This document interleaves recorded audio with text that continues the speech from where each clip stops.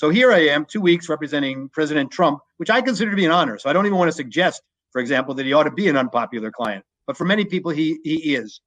So I was hoping to teach a civil rights class at a prominent law school in the fall.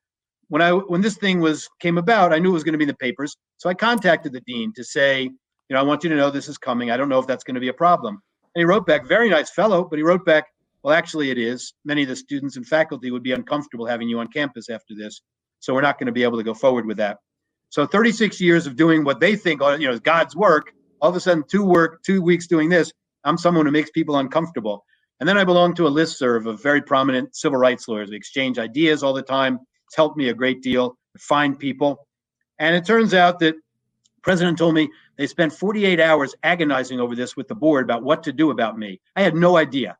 I, again, had volunteered to withdraw if it was going to make anyone feel awkward. She said ultimately they decided they had to dismiss me from the list.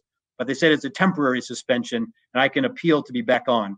I don't like the chances that I'm going to appeal to be back on any list that doesn't want me for those reasons. It's just not for me. It's funny. Alan Dershowitz, I know you know very well, and he's become a good friend of mine.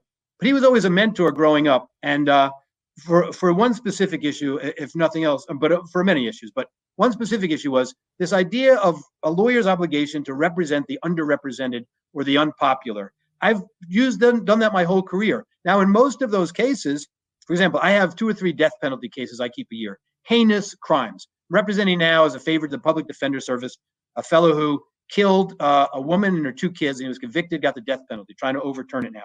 People say, oh my gosh, that's just great work down south, you should be applauded for that. But here you represent the president of the United States and you're a pariah.